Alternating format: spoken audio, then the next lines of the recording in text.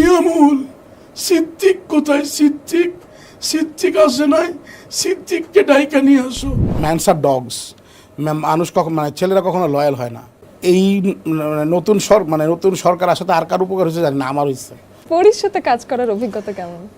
দুর্দান্ত, ভয়ঙ্কর রকম ভালো। নতুন 8টা দিবস ব্লক হয়েছে, আমারটা দিবস? যে হয়েছে বুঝতে পারতেছে। আপনি পর্যন্ত 8ই অক্টোবরটা জানেন। সত্যটা সত্যই, সাকিব খান ছাড়া কারো সিনেমা বেল নাই। আপনার সাইজ জানতাম তাহলে আপনাকে গিফট করতাম, সাইজ জানি না। যাওয়ার সময় এসএমএস করে দিন সাইজটা, আমি তাহলে জেনে নিলাম, পাঠিয়ে দিলাম। আজকের মানে কথার পরে 20 দিনের নতুন সংসার টিকবে? Welcome to Deepto place talk room. আমি অহনা তাসনিম খান আছি আপনাদের সাথে। আমাদের সাথে দীপ্ত প্লেস টক রুমে বরাবরই খুব আলোচিত কেউ একজন থাকেন, আজকেও তার ব্যতিক্রম নয়। আজকে যিনি এসেছেন তিনি ভীষণ মজার একজন মানুষ। তিনি শুধু একজন অভিনেতা নন, বরং নিজেকে নির্মাতা বলতেই স্বাচ্ছন্দ্য বোধ করেন। প্রচুর সাহসী কন্টেন্ট ক্রিয়েশন, প্রচুর নাটক নির্মাণ এবং তার আলোচিত থাকার একটা অভ্যেস রয়েছে।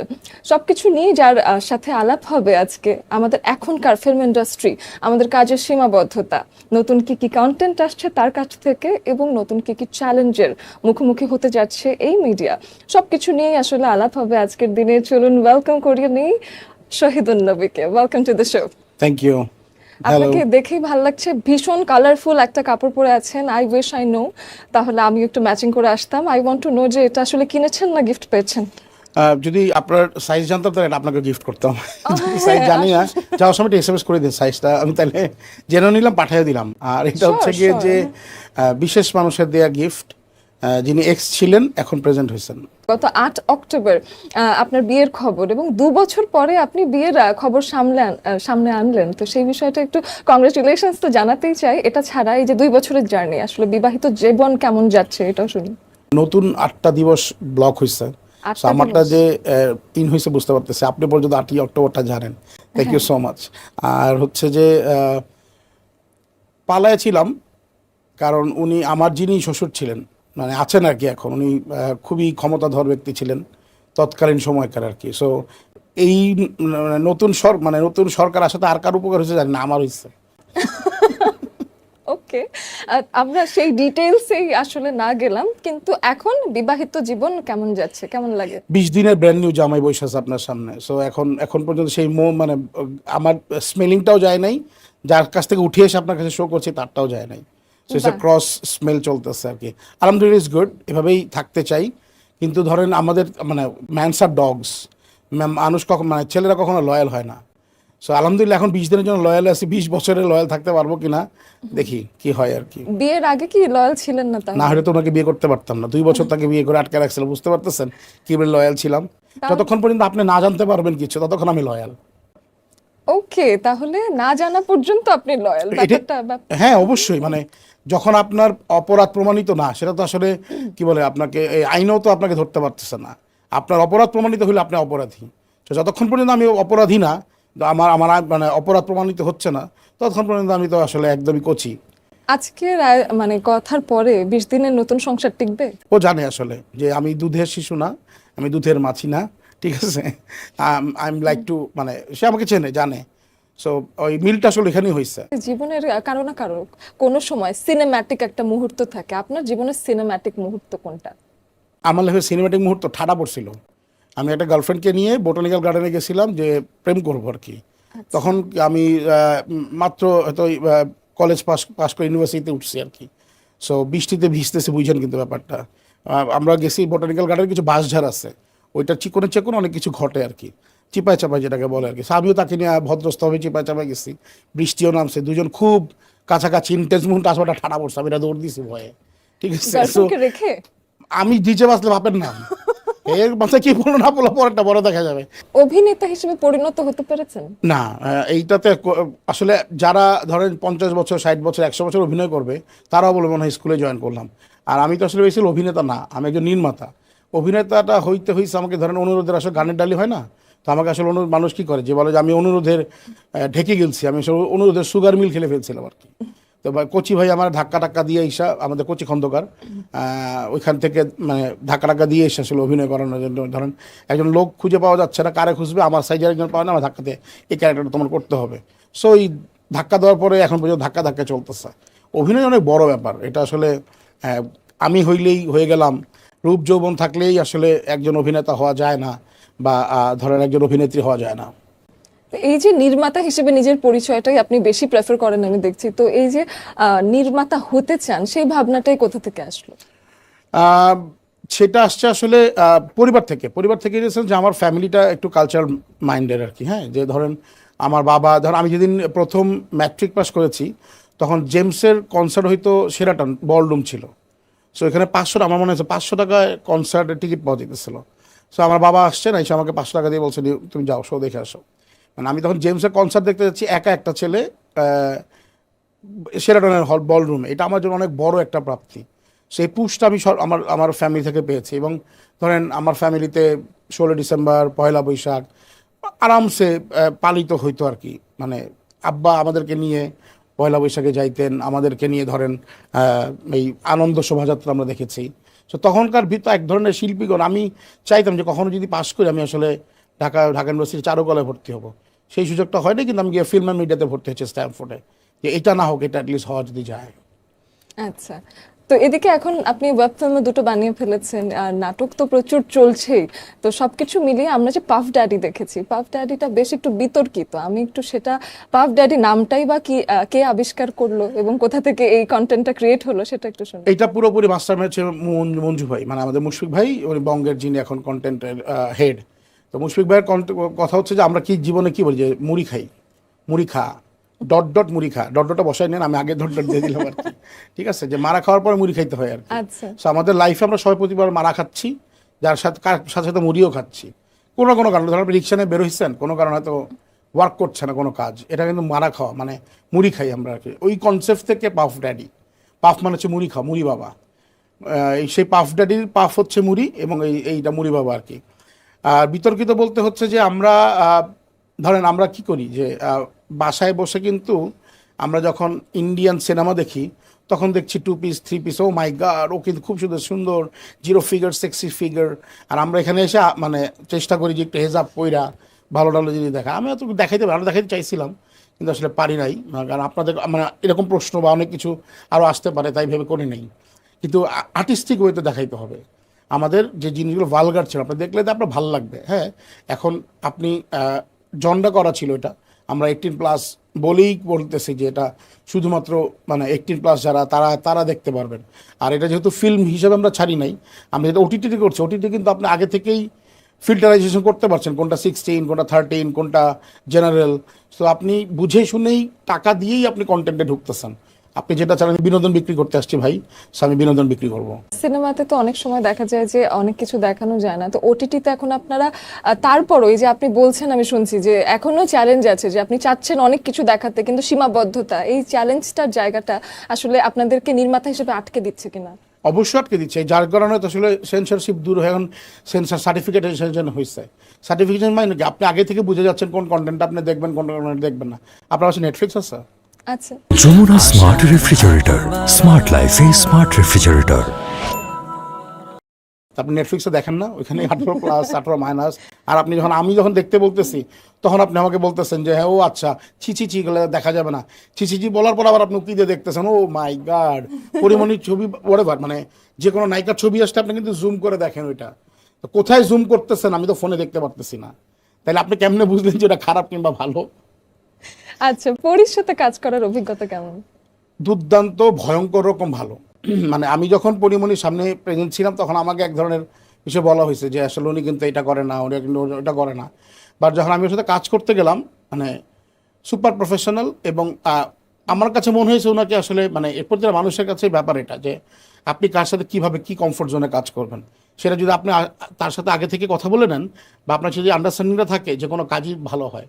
কারণ আমার সাথে ওর 12 দিনের শুটিং হয়েছে, 12 দিনের পরীক্ষা আমি 5 মিনিটের জন্য মানে লেইটে সেটে পাই নাই। এবং আমার কাছে মনে হয় না যে 2 মিনিটের জন্য উনি আউট অফ স্ক্রিপ্ট বা আউট অফ কনটেক্সটে কথা বলতে। অনেকে বলছে যে এটা আসলে আপনারা সেক্সুয়ালিটিটাকে সেল করেছেন, তো সেই ক্ষেত্রে আমি জানতে চাই যে নির্মাতা হিসেবে সেক্সুয়ালিটি কি একটা আর্টের ফর্ম মনে করছেন? সেক্সুয়ালিটিটা মানে এই শব্দটা আমরা এখন বসানোর পরে মনে হলো যে আসলে আসলে কি করেছি। পাফ ড্যাডিতে একটা গল্পটাকে জানতে হবে যে গল্পটা আসলে কি। এখন ধরেন যদি আপনার প্রয়োজনে কোনো কিছু আসে, গল্পের প্রয়োজনে যদি কিছু আসে, তাহলে আমরা সেটাকে হালাল বলতে চাই। বিষয়টা কেমন, আমি দেখেছি একটা স্টার মেয়ের জার্নি, যে মেয়েটা স্টার হইতে চাচ্ছে এবং তার পিছনে একটা গডফাদার আছে, এবং গডফাদারটা তার কাজের জন্য তাকে নেয় নাই, তাকে ব্যবহার করছে তার বিভিন্ন জায়গায়। এবার এটা কিন্তু রিয়েল স্টোরি, এটা রিয়েল স্টোরি থেকে পিক করা। সো এখন আপনি বুঝে নেন যে আসলে একটা মেয়ের লাইফের কত চড়াই উতরাই থাকে। এই ব্ল্যাক অংশগুলো তখন হচ্ছে, যে জায়গা থেকে আমরা বলতেছি আমরা মুখ ফিরে নিচ্ছি, এটা শুধুমাত্র মিডিয়ার কারণে হচ্ছে তা কিন্তু না, যে কোনো জেনারেশনের জায়গা থেকে দেখেন আপনি হচ্ছে। শুধু পার্সেন্টেজটা আপনি দেখেন যে মিডিয়াতেই কি ডিভোর্সের সংখ্যা বেশি, মিডিয়াতেই কি জোর করে কাউকে ইনভলভ করা হচ্ছে। আমরা তো, আমার মনে হয় কেউ কাউকে আপনার এখানে জোর করছেন যে ভাই তুই আমার সাথে না করলে কিন্তু কিছু হবে না। এটা আপনাদের দুজন মিউচুয়াল আন্ডারস্ট্যান্ডিং।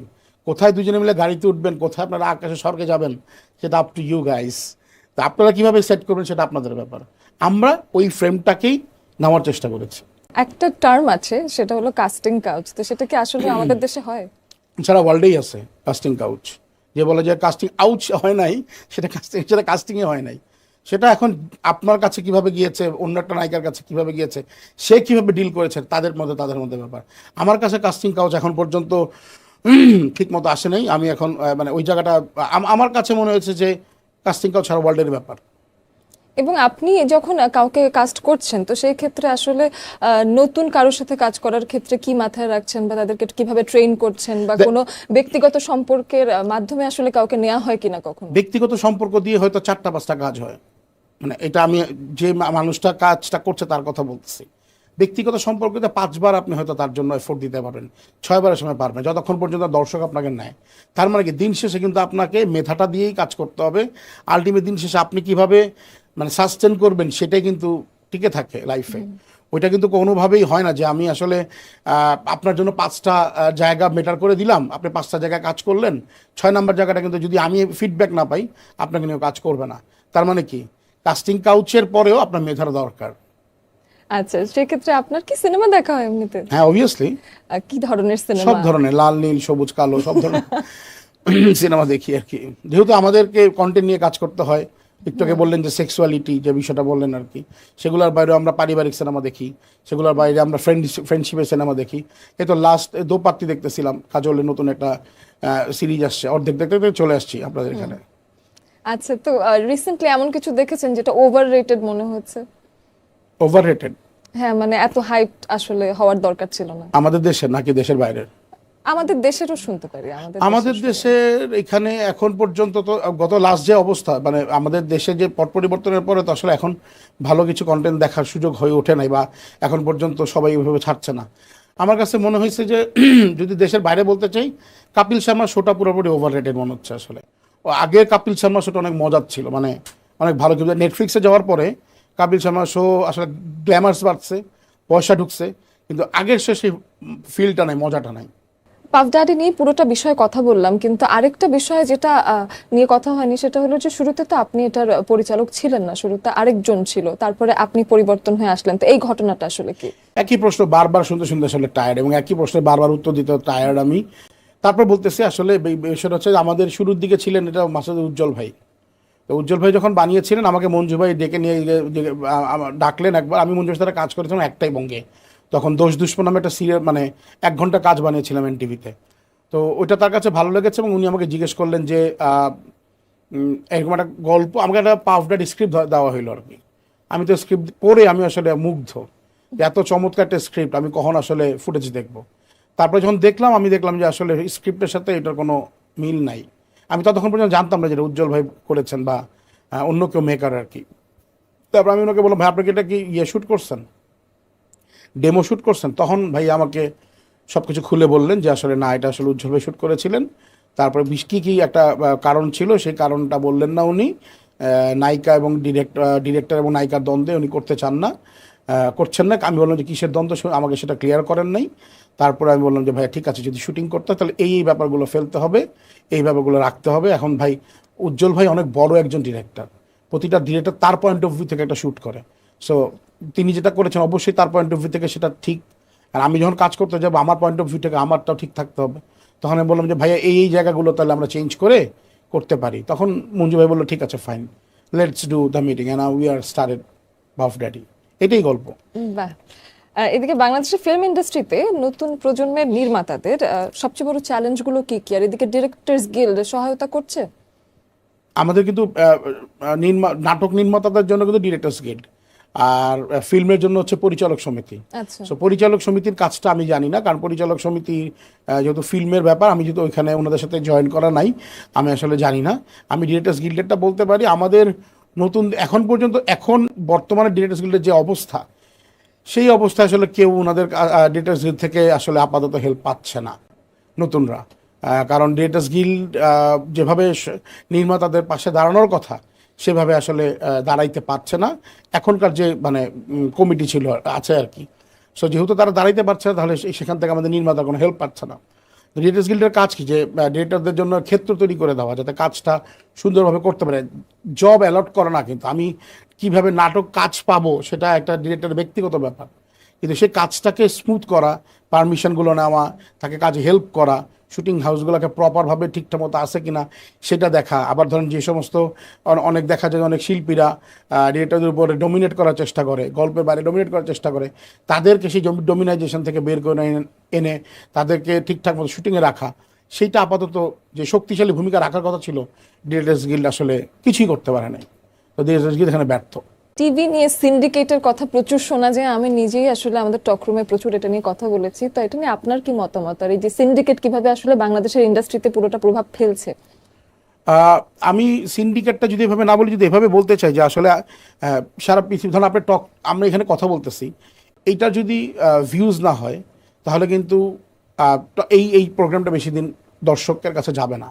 আপনাদের খুব ভালো ভিউজ, দ্যাটস ওয়াই দর্শক পছন্দ করছেন, দ্যাটস ওয়াই আমরা কিন্তু এই শোটা দেখতে পাচ্ছি।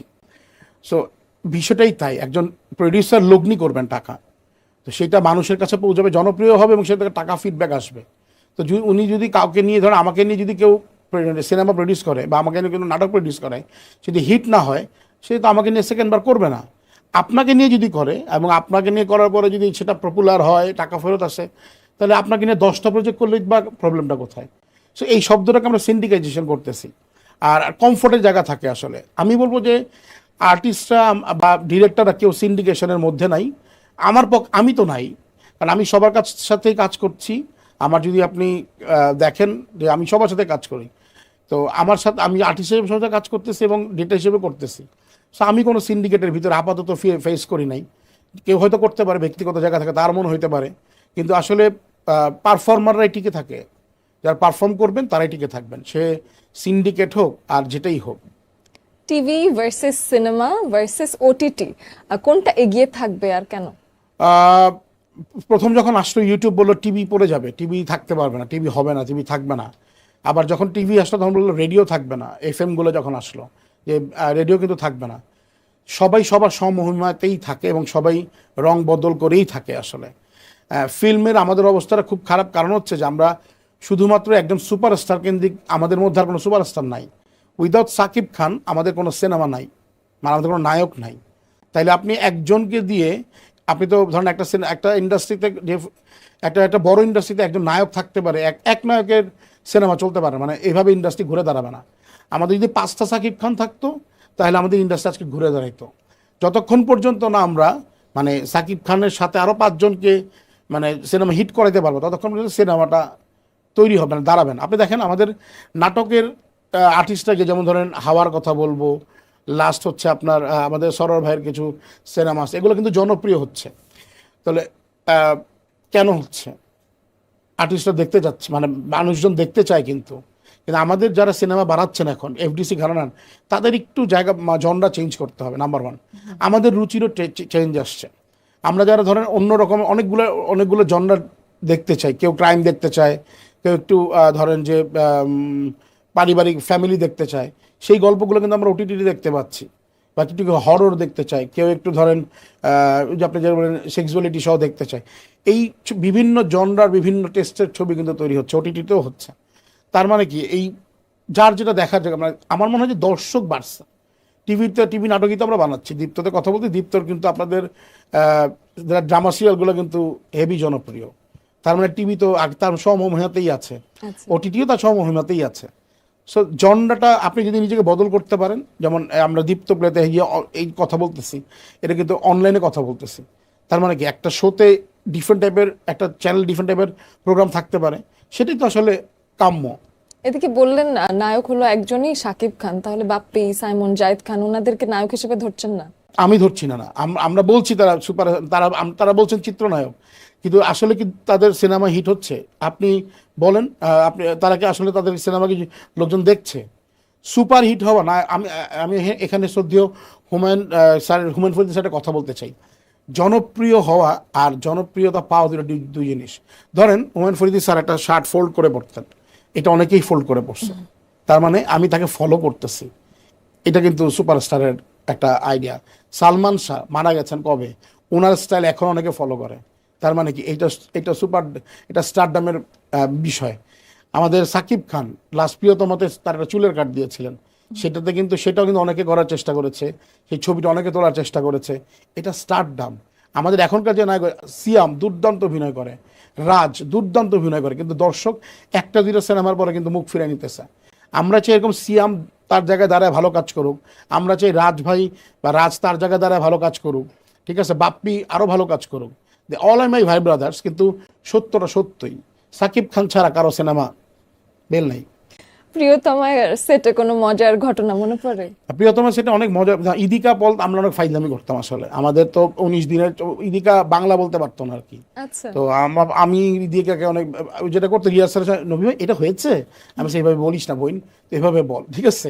তো ইদিকার সাথে এই ব্যাপারগুলো ছিল, ও বাংলা বলার চেষ্টা করেছে, মানে ইদিকার সব, এই যে আমি যে কথা বলতে চাই, ইদিকাকে কেন মানুষ নিয়েছে, বিকজ অফ ও ক্যালকুলেশন ওয়ার্ডটা কিন্তু ফেলে পুরোপুরি বাংলাদেশি হয়ে কথা বলার চেষ্টা করছে, এবং মেয়েটা মানে সফল। হ্যাঁ, যে এই কারণে ওকে মনে হয়েছে যে আমার কাছের মেয়ে, আমাদের মেয়ে। তো এইটার জন্য এটা অনেক বড় আনন্দের ব্যাপার। আর একটা বিষয় হচ্ছে, আমি সাকিব ভাইকে দেখছি যে সিনেমা প্রিয়তমাতে 3-4 ঘন্টা বাসের উপর বসে রোদের মধ্যে শট দিয়েছেন। তো ডেডিকেশন ছাড়া এটা আসলে ইম্পসিবল। কোনো নির্মাতার কাজ দ্বারা কি ইনফ্লুয়েন্সড, কিংবা কারো কাজ খুব ভালো লাগে তাকে দেখে আপনিও বানাতে চান সেরকম কিছু? ভীষণ ভীষণ ভীষণ। আমি আসলে আমার শুরুতে আমি একটা সিনেমা দেখতাম, সেটা হচ্ছে যে জহির রায়হান স্যারের, ঠিক আছে, জীবন থেকে নেয়া। আসলে জীবন থেকে নেয়া আমাকে খুব বেশি ইন্সপায়ার করে। এখনও যদি জীবন থেকে নেয়া আমি দেখি, তো আমার কাছে প্রতিবারই মনে হয় যে আমি আসলে নতুন করে সিনেমাটা দেখতেছি। বিউটিফুল মুভি একদম, মানে 50 লেন্সের একটা সিনেমা এইভাবে বানাইতে পারে বাংলাদেশের প্রেক্ষাপটে, এটা ভাবারই যায় না আর কি। সেলিট আমি খুব মিস করেছি এটা। হুমায়ুন আহমেদ স্যার, আমি তার লেখা মিস করেছি, যে আমি তার সাথে কাজ করার সৌভাগ্য হয়ে ওঠে নাই। ফরিদি স্যারও তাই। ফরিদি স্যার, আমি হুমায়ুন স্যার যেদিন মারা গেছে, হুমায়ুন ফরিদি স্যার যেদিন মারা গেছিলেন, আমি শহীদ মিনারে গিয়ে তার পা ধরে বলছিলাম যে আমি মিস করলাম আপনার সাথে কাজ। এবং ব্যক্তি হিসেবে কিন্তু উনি একদম সম্পূর্ণ আলাদা রকম, একদমই আলাদা রকম। আমি আপনাকে একটা ছোট্ট গোপন খবর দিতে পারি। ধরেন মাঝখানে ছিল যে হুমায়ুন আহমেদ স্যার এবং হুমায়ুন আহমেদ স্যারের কি বলে, যদি বাকের ভাইয়ের ফাঁসি হয় তাহলে আগুন জ্বলবে ঘরে ঘরে, কিন্তু রাস্তাঘাটে মিছিল মিটিং হয়েছিল। সেটা যে হুমায়ুন আহমেদ স্যার করাইছিলেন, কোনোভাবে ধারণা আছে? একদম মেক করা, এই যে মিছিল মিটিংটা করা এবং থানায় মামলা করা, আপনি বুঝতে পারতেছেন এইটা আমাদের কত আগে থেকে হয়ে আসতেছে, অথচ আমাদের এখনকার সিনেমা প্ল্যানিং এগুলো নাই। তাহলে আমি কেন দেখতে যাব? আপনি দেখবেন যে ইন্ডিয়ার কোনো জায়গাতে দেখা যায় যে ওদের খালিশপুরে কোনো একটা জায়গায় মামলা হয়েছে, মানুষ এগুলো খুঁজে আর কি। যত ওই যে আপনি বললেন যে সেক্সুয়ালিটি, আমার কিন্তু আপনি বাড়াই দিচ্ছেন, যে কয়জন পরিমণির কথা শুনবে, পাবডা দিয়ে শুনবে, সে আবার ওটা দেখতে যাবে, কিন্তু দেখতে গিয়ে পরে হতাশ হয়ে দেখবে আসলে কিছু নাই, হাঁটুর পরে উঠে আর উঠতে পারি না। আমরা শুধু হাঁটু পর্যন্ত থাকতে পারি, উপরে উঠতে পারতেছি না।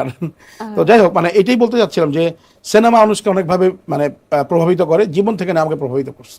ইদানিং তো আসলে নায়িকারা যদি লাইভেও আসে, মানুষ দেখি যে বেশ একটু অবাক হয়ে যায়, কিংবা মানুষ একটু ভয় থাকে যে এখন কি যেন একটা হবে, প্রচারণা আসলে কিভাবে হবে, এই প্রমোশনাল স্টান্ট গুলো করাই তো এখন বিপদ হয়ে গেছে। এটা আসলে কি, আমি যেটা বলতেছি যে আমরা কি করব বুঝে করতে পারতেছি না। মাঝখানে আমি দেখলাম যে হ্যাঁ, মানে আপনি সাদে মানে প্রশ্ন করতেছেন আর কি।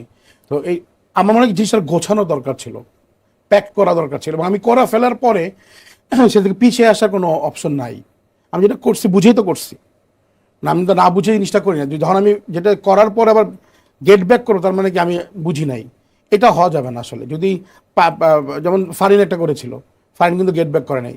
ফারিন আমি যদ্দূর জানি দীপ্ত টিভির একটা ওটিটি ট্রাই করেছে, এটাই হওয়া উচিত। আমি বুঝেই করছি, সেটা পাবলিক কেউ পজিটিভলি নিবে, কেউ পজিটিভলি নিবে না। আমরা তো সবাইকে খুশি, আপনি কিন্তু সবাইকে খুশি করতে পারবেন না। আপনি হয়তো আপনার প্রডিউসারকে খুশি করতে পারবেন, চ্যানেল মালিককে খুশি করতে, তার রুচি তার টেস্ট অন্য জায়গায়।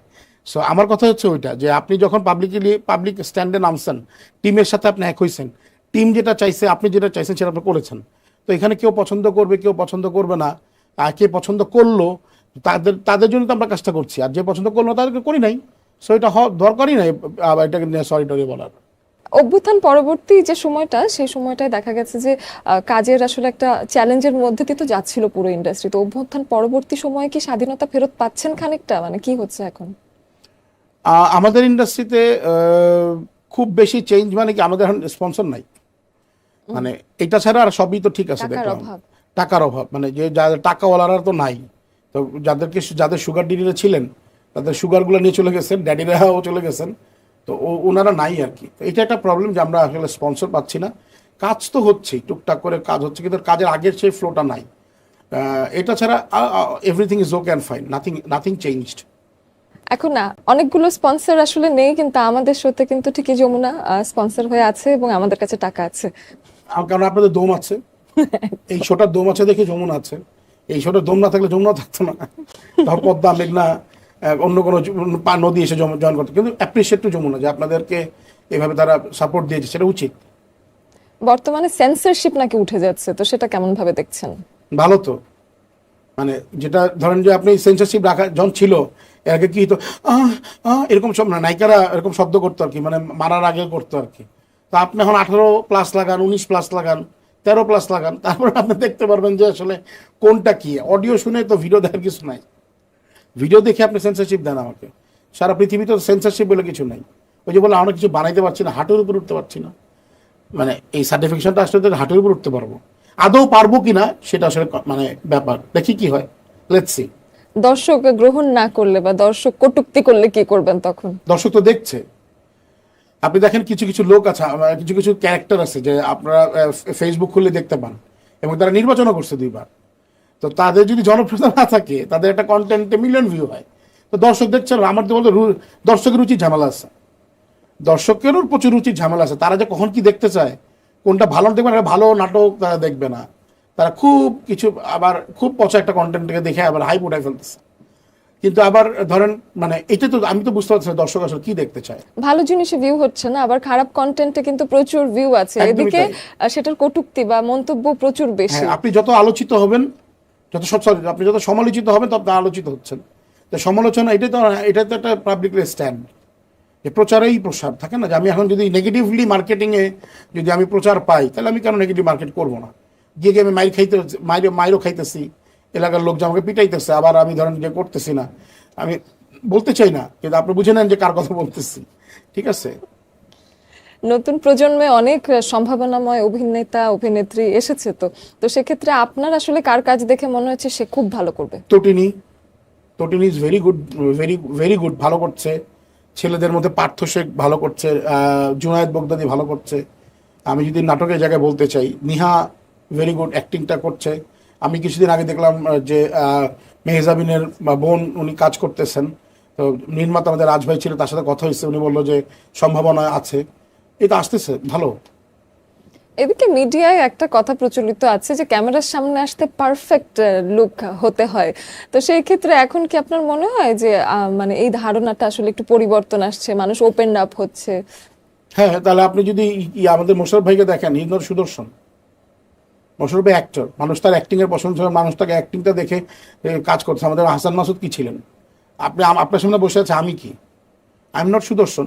আমাদের কোনো না কোনোভাবে আমাদের দর্শক পছন্দ করছেন অ্যাক্টিং।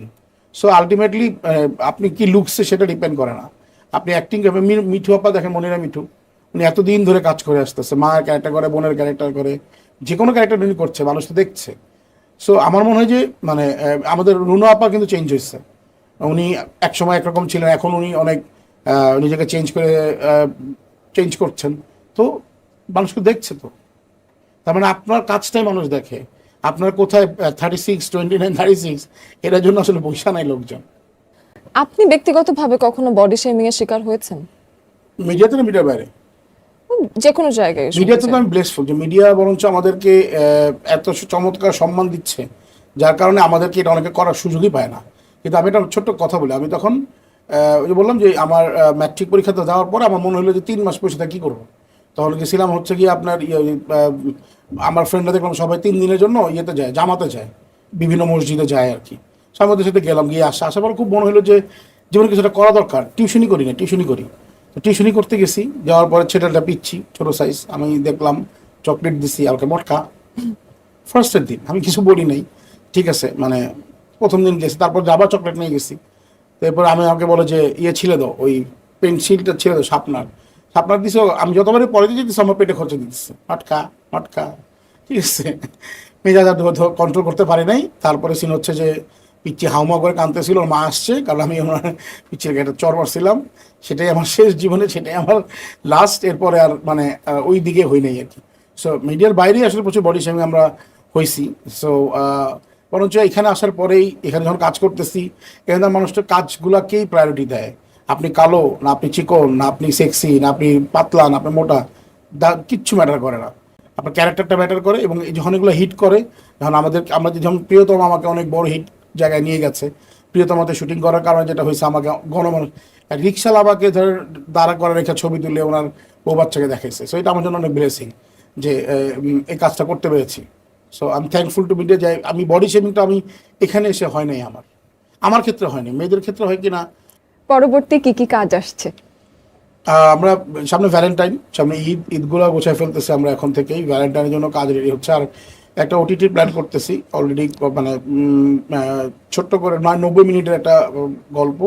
সেটা শর্ট ফিল্মও হতে পারে, কিংবা এখন তো 85 মিনিট পরেও আপনি এটাকে সেন্সর করলে আপনি সিনেমা দিতে পারবেন।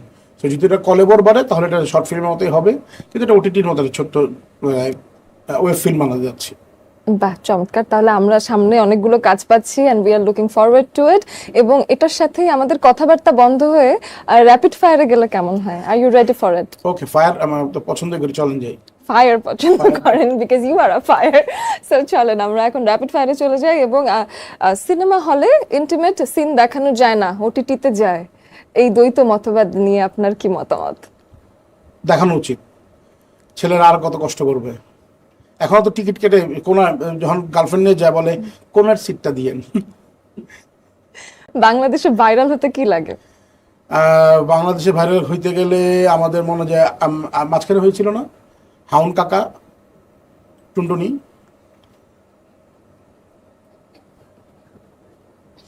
আচ্ছা, আর হাউন কাকেদের বুঝে নেন। চমৎকার। শুটিং সেটে কোনো অভিনেতা বা অভিনেত্রী আপনাকে সব থেকে বেশি প্যারা দিয়েছে এবং কিভাবে? শুটিং সেটা প্যারা দিয়েছে, হ্যাঁ, এটা ভালোবাসার প্যারা। মানে সেটা হচ্ছে ধরেন সরকার, আমি যাকে এই মুহূর্তে তাকে দরকার, স্বামী হাসান সরকার এই মুহূর্তে তাকে দরকার। তো সে অল্পতে উত্তেজিত এবং অল্পতে হেল্পফুল, এটা করে ফেলবো, এটা করবো না, আবার এটা করতেছে। এটা একটা ভালোবাসার প্যারা আর কি। ঠিক আছে, যে কোনো কখন কি করবে আপনাকে ব্লক করছে মনে হয় না, এরকমই মাঝে মাঝে এরকম আমারও ব্লক করে দেয়।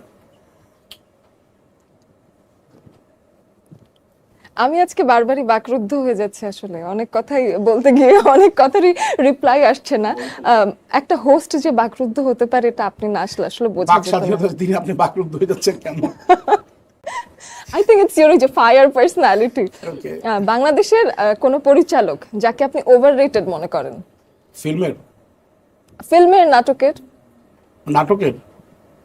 ওভাররেটেড?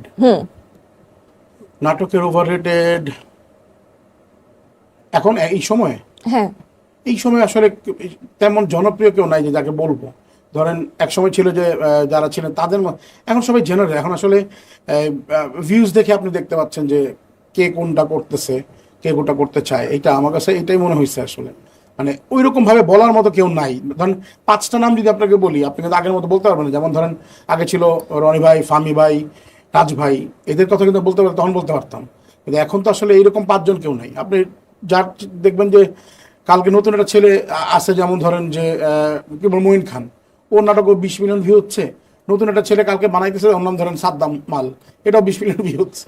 তাহলে আমি কিভাবে বলবো যে ওভার রেট? আমি বলবো যে এটা দর্শকরাই নির্ধারণ করে যে কে ওভার রেটেড কে ওভার রেটেড না, কাজ দেখলেই বোঝা যায়।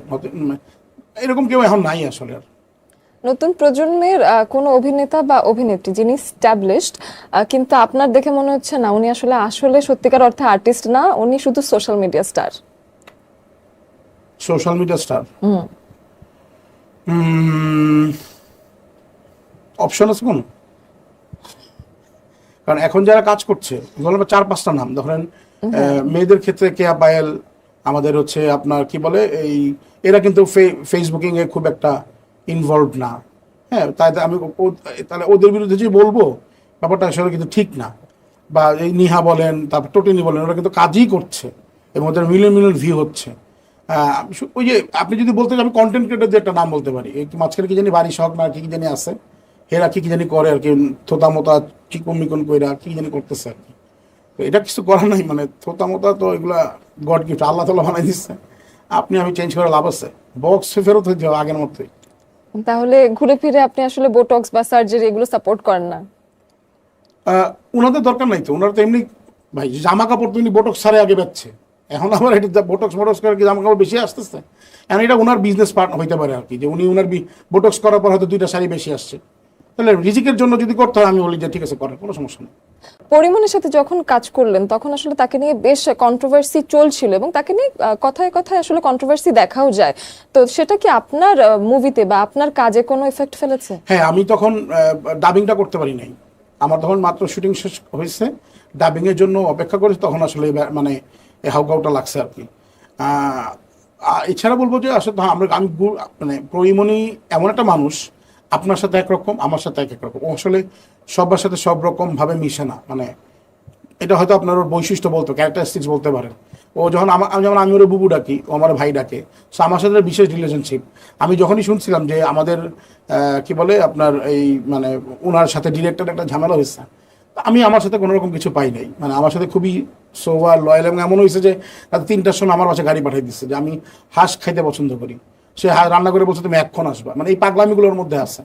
এবং আমি যখন ওর বাসায় ছিলাম আমি দেখছি যে আসলে মানে নায়িকাদের মধ্যে একটা শিল্পীর মধ্যে যে পাগলামি থাকা দরকার ওর মধ্যে সে পাগলামিগুলো আছে।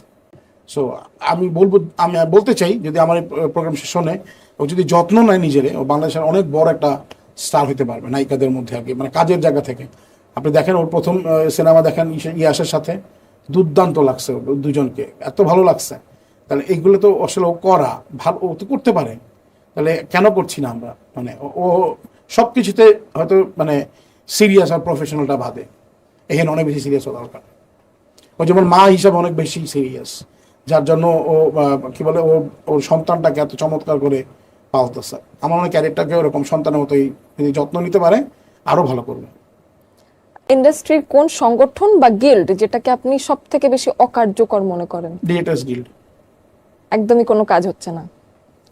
কাজ হচ্ছে না, আমাদের কোনো কাজে লাগছে না। একটা সময় ছিল যখন আমি বরফ কলের গল্প করেছি, তখন আমাকে উকিল নোটিশ পাঠানো হয়েছে 100 কোটি টাকার, এটা আমি করতে পারবো না। তখন গিলস আমার পাশে যেভাবে সাহায্য করেছে, যেভাবে ছিল, তখন আমি এটা অন্য পাওয়ার পাইছি। সো গত 3-4-5 বছর ধরে গিলস ইজ এ নাথিং। এই হ্যাডমটা নাই এখন আর গিলসের। সো এই হ্যাডমটা দরকার একটা নির্মাতার জন্য। এরকম যত বিষয় আমরা বললাম, যে যত দুর্দান্ত ছবির কথা বললাম, সেগুলো বানানোর জন্য ডিরেক্টরস গিল্ড লাগবে নির্মাতার পাশে। কারণ একমাত্র ডিরেক্টরস গিল্ডই বুঝতে পারবে যে আসলে ওই ডিরেক্টর কী ভাবে সিনেমাটা বানাইছে। এটা যদি না বোঝার কেউ থাকে, ধরেন যারা এখন সেন্সর বোর্ডে আছেন, তারা তো বুঝবে। অনেক সচিব বা অনেকটাই বসায় দেয় যারা আসলে ওটা যোগ্যই না, সিনেমাটা হয়তো বোঝে না। উনি হয়তো দেখছে মাঝি মাল্লার খেতে দেখে, কিন্তু এখনকার সিনেমা ন্যাশনাল ইন্টারন্যাশনাল সিনেমা তো ডিফারেন্ট। কত চমৎকার চমৎকার টপিকের উপরে সিনেমা হইতেছে।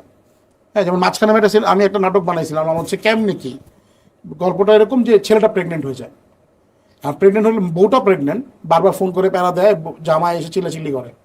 সো যেটা হইলো যে আমি দেখি যে ছেলেটা প্রেগনেন্ট, ছেলেটা প্রেগনেন্ট কেন প্রেগনেন্ট হয়েছে, সেটা যদি বোঝে যে মাতৃত্বের যে কষ্টটা, এই যে মেয়েদের মুড সুইং হয়, ধরেন আমি শুনেছি যে লিভার পেইন হইলে আপনার 750টা হাড্ডি ব্রেক ভাঙা গেলে যে কষ্টটা হয়, ওটা মেটার হয়। একটা জামাই যদি না বোঝে এটা, তাহলে আসলে সে ওয়াইফের পাশে কেন দাঁড়াবে? এই কনসেপ্ট নিয়ে আমি এবার নাটক বানাইছি, গোল্লা ছুটে টুটুল ভাইয়ের এখানে অনিয়ার হয়েছে। এই আমাদের কিছু যারা আছেন যারা এগুলো দেখতে পারে না, এই কেন ছেলে প্রেগনেন্ট হইলো, হ্যাঁ, তথাকথিত কিছু যারা লোকজন আছেন আর কি, যারা ধর্মের আড়ালে সন্ত্রাসী করেন, তারা ওই চ্যানেলটা বারবার কি বলে আপনার এই রিপোর্ট করতেছে। উনি কন্টেন্ট আমাদের বাধ্য হয়েছে। ঠিক 1 মাস পরেই জেনেলিয়া রিতেশ সেম কন্টেন্টে দেখেন আপনার মুভি আছে। আমরা যেটা ভাবতেছি সেটা তো আসলে ইন্টারন্যাশনালি ভাবতেছি, কিন্তু আপনি তো দেখতে চাচ্ছেন না। আপনি লুকায় লুকায় মনে করেন লাল নীল ছবি দেখবেন, ঠিক আছে, আর আমরা কিছু করতে গেলে মনে করেন যে তুমি তো চাঁদের তারা। যাই হোক, রুচির অবক্ষয় এই শব্দটা বা এই টার্মটা আসলে খুব শোনা যায়, তো এই দায় আসলে কার? নির্মাতা যারা বানাচ্ছেন নাকি যারা দেখছেন? সবারই। আমার রুচি খারাপ হয়েছে দেখে তো আমি খারাপ জিনিস বানাইছি, আর তাদের রুচি খারাপ দেখে তারা খারাপ জিনিস দেখতেছে, ঠিক আছে। দায় আসলে বহুত এন্ডেরই আছে। আপনার কি মনে হয় যে এটা কমানো দরকার নাকি এভাবেই চলুক? এর মধ্যে খারাপ না হলে, রুচি খারাপ না হলে ভালো কোনটা, ভালো রুচি কোনটা বুঝতে পারবেন না তো। সো খারাপটা দরকার ভালোটাকে বোঝার জন্য। সিনেমার বাজেট ধরেন কম, তো এখন হলো বাজেট থেকে কিছু একটা সরাতে হবে, তো টপ স্টারকে সরাবেন নাকি টপ টেকনিশিয়ান?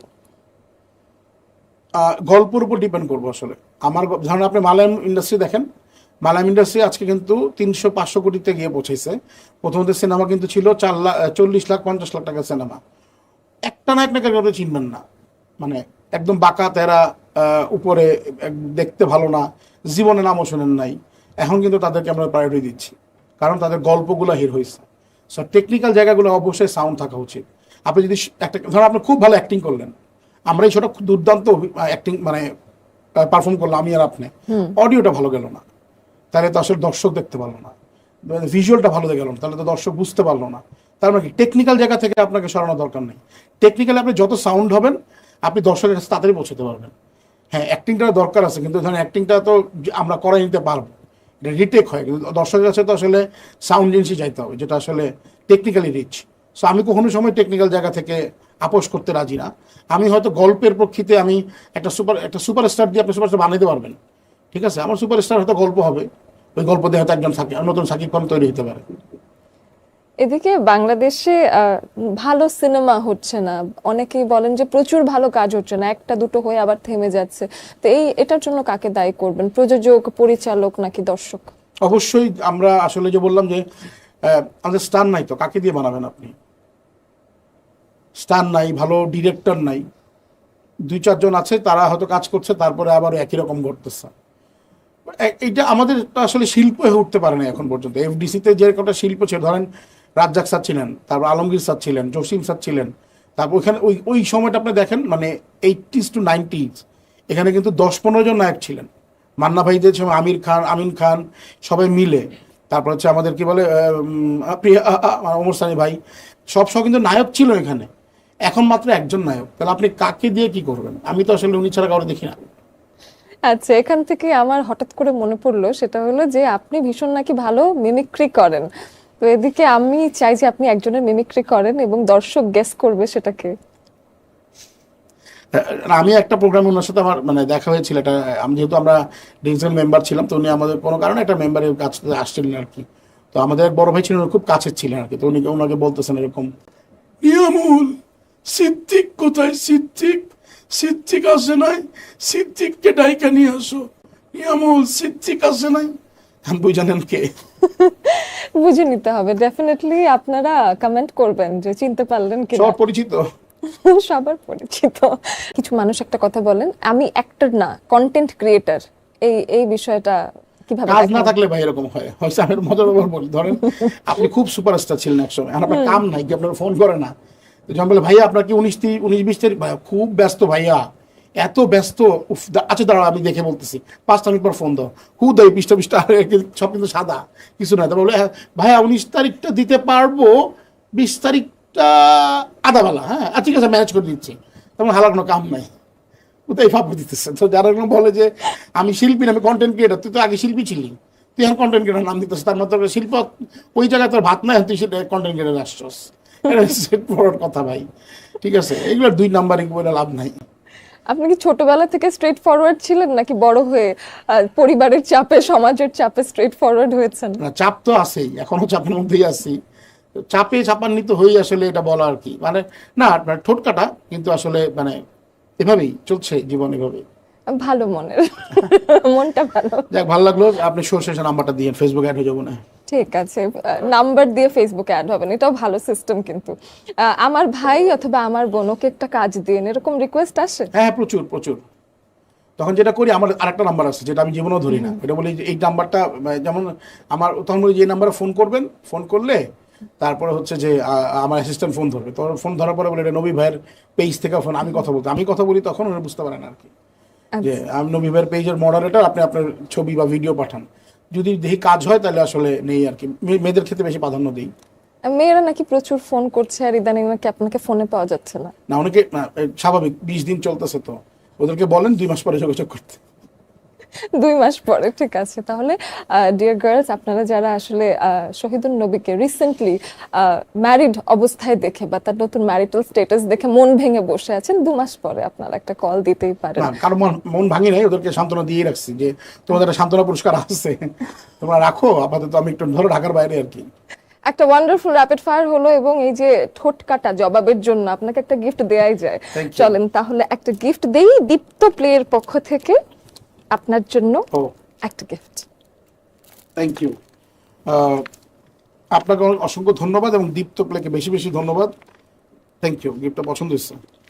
চমৎকার একটা মজার আড্ডা গেল, আমার মনে হচ্ছে আড্ডাই দিয়ে যাই, তো এখন না শেষ করতে হচ্ছে, কারণ শেষ আসলে করতেই হয়। আমরা শেষ পর্যায়ে আমি এসে জানতে চাই, দর্শকদের উদ্দেশ্যে কিছু বলতে চান কিনা? এই শোটা এখন ট্রেন্ডিং আছে, মানে ট্রেন্ডিং এ বলতে আমি শোটা কয়েকটা দেখেছি, এটা শোটার আমারই পছন্দের কিছু মানুষ এখানে পারফর্ম করে গেছেন, মানে আড্ডা দিয়ে গেছেন। আর আমি যখন নিজে আসলাম তখন আমার আসলে হিংসা হতো, আমি যদি যাইতে পারতাম তাহলে মনে হয় আরো ভালো আড্ডা দিতে পারতাম।